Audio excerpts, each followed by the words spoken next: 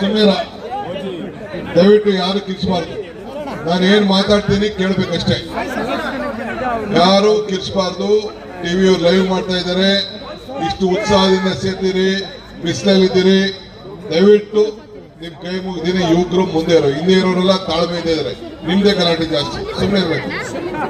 ಬಂಧುಗಳೇ, ನಮ್ಮ ಹಿರಿಯರ ಅಂತ ರಾಮಲಿಂಗಾರೆಡ್ಡಿ ಅವರೇ ಕರ್ನಾಟಕ ಸರ್ಕಾರದ ಮಂತ್ರಿಗಳಿದ್ದಾರೆ, ನಮ್ಮ ಶಾಸಕರಾದಂತಹ ಪ್ರಕಾಶ್ ಅವರಿದ್ದಾರೆ, ಹೊಸೂರು ಶಾಸಕರು, ನಮ್ಮ ಆನೇಕಲ್ ಶಾಸಕರಾದಂತಹ ಶಿವಣ್ಣವರಿದ್ದಾರೆ, ನಂಜೇಗೌಡರು ಇದ್ದಾರೆ, ನಮ್ಮ ಮಾಲೂರು ಶಾಸಕರು, ನಮ್ಮ MLC ಮಿಸ್ಟರ್ ರಾಮೋಜಿ ಗೌಡ್ರಿದ್ದಾರೆ.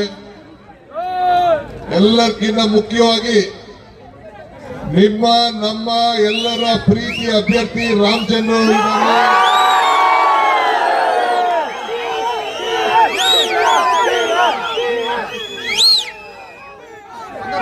ಅವರಿಗೆ ನಾವು ನೀವೆಲ್ಲ ಸೇರಿ ಈ ಉರಿ ಬಿಸಿಲಿನಲ್ಲಿ ಆಶೀರ್ವಾದ ಮಾಡಲಿಕ್ಕೆ ಚುನಾವಣಾ ಪ್ರಚಾರಕ್ಕೋಸ್ಕರ ನಾವೆಲ್ಲ ಇಲ್ಲಿ ಬಂದಿದ್ದೇವೆ.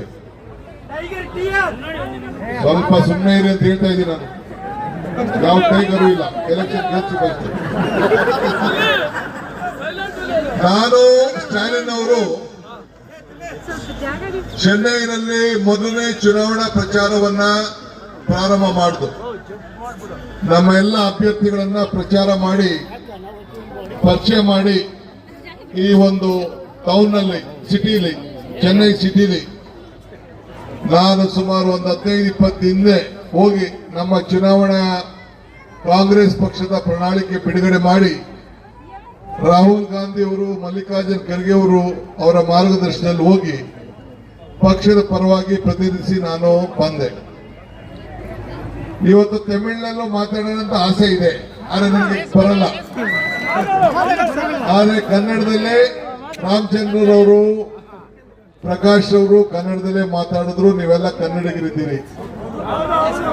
ನಮ್ಮ ಕರ್ನಾಟಕದ ಬಾರ್ಡರ್ ಕ್ಷೇತ್ರ, ಕರ್ನಾಟಕದ ಬಾರ್ಡರ್ ಕ್ಷೇತ್ರ ಜೊತೆಗೆ ನನ್ನ ಕನಕಪುರದ ಬಾರ್ಡರ್ ಕ್ಷೇತ್ರ ಕೂಡ ತಳಿ. ನಾನು ಎಷ್ಟೋ ಜನ ವೋಟರ್ಸ್ಗೆ ಹಿಂದೆ ನಿಮ್ಮಲ್ಲಿ ನಮ್ಮಲ್ಲಿ ಸಂಬಂಧ ಇಟ್ಕೊಂಡು